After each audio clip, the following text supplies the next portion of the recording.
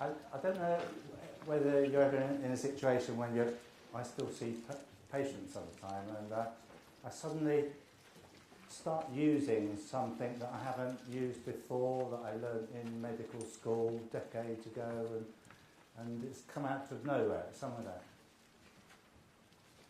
And one of the things I learned at medical school was how to bet on horses.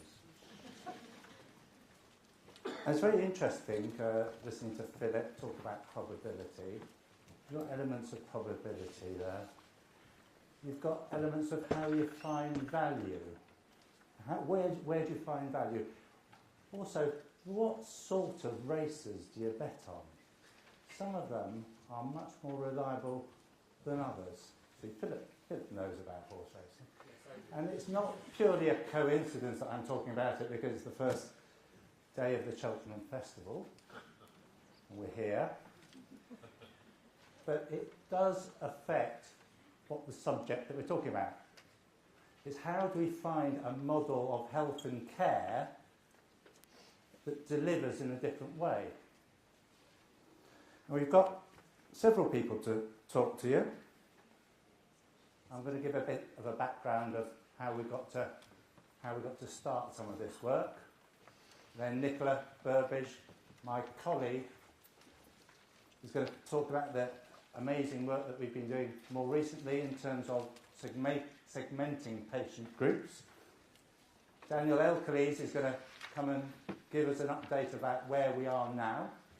And then Craig Tanya is going to come and talk to us about the magnificent ChenMed model and how it works with a particular cohort of patients.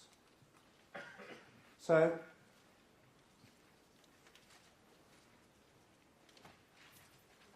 where did we start? Well, where I started, it was about when Aradazi was doing his last report.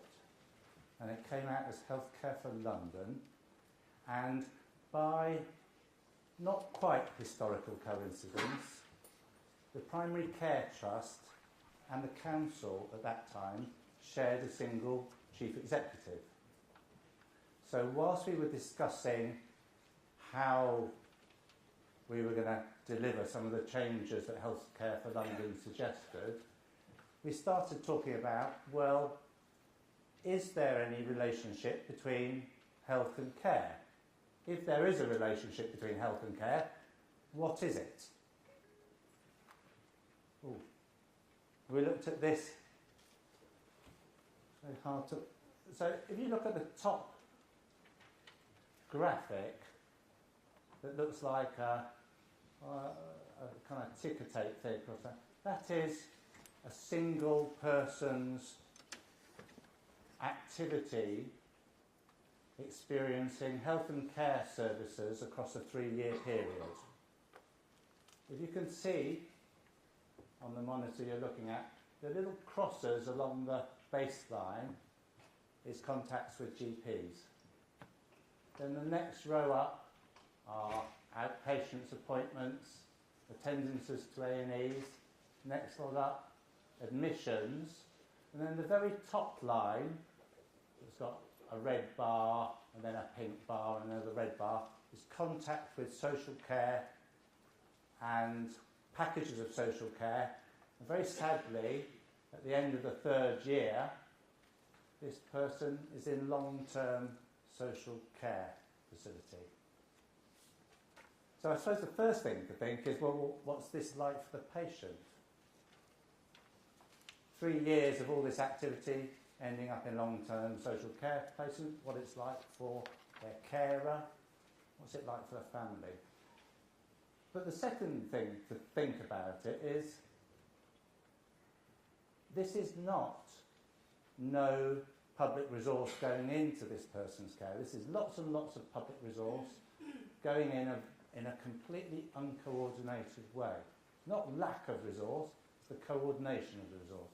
And if you look at the figures at the bottom, this is the beginning of a very crude segmentation. And as we heard from Anne earlier on, London's population is ageing.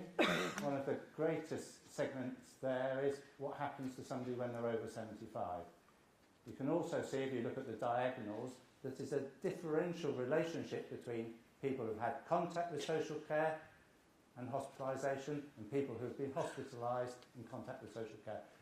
But the greatest segment, the most interesting segment, is down in the far bottom corner, which shows, as you might expect, that 5% of the population, 1 in 20 of the population, account for between £3 and £4 of every 10 health and social care pounds spent. That's the same sort of picture we were seeing across there, wasn't it? So we looked at that from an analysis of risk for hospital admission, and again, this was our next step. You got what you thought you might get. We're back to Pareto. 20% of the population account for about 80% of the health and care spend. The second thing interesting to notice from that slide is that the spend on social care grows exponentially as the risk increases.